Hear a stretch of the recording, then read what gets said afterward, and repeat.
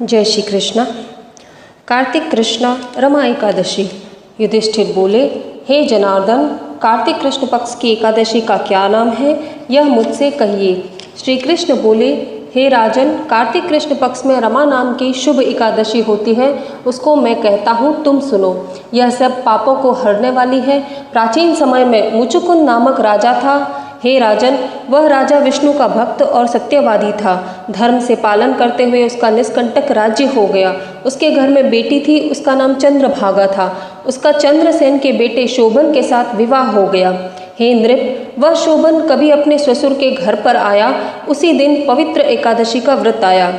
व्रत का दिन आने पर चंद्रभागा विचार करने लगी कि हे ईश्वर, क्या होगा। मेरा पति तो बहुत निर्बल है, वह क्षुधा को सहन नहीं कर सकता और मेरे पिता का शासन बहुत कठिन है।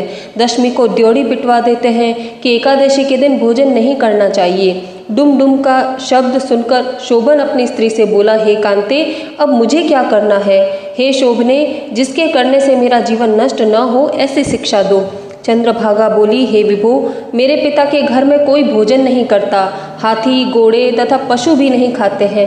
हे कांत, यदि भोजन करना चाहो तो घर से चले जाइए। शोभन बोला, तुमने सत्य कहा है, मैं व्रत करूंगा। जो भाग्य में लिखा है वैसा ही होगा।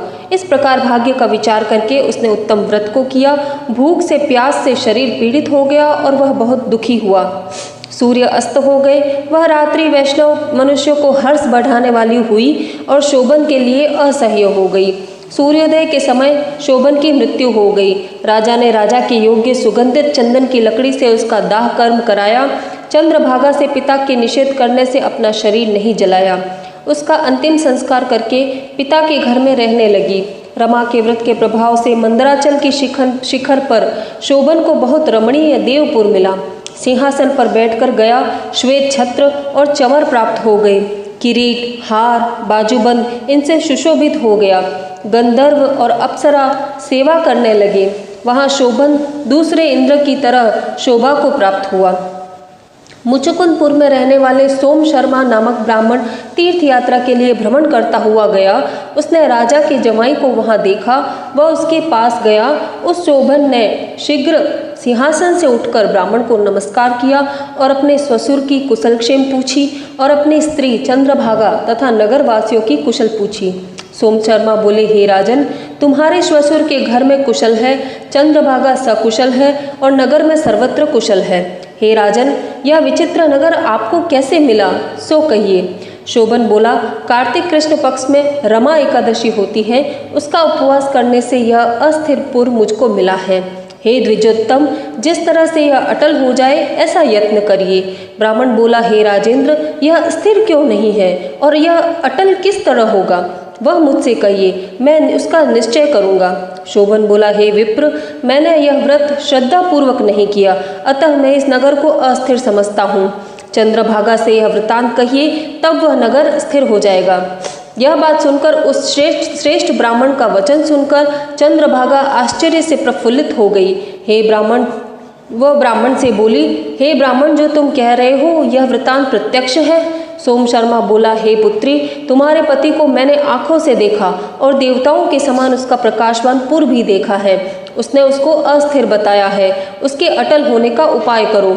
चंद्रभागा बोली, विप्रर्षे, मुझको पति के दर्शन की अभिलाषा है, अतः मुझको भी वहां ले चलिए। हे द्विजोत्तम, अपने व्रत के पुण्य से मैं उस नगर को अटल कर दूंगी।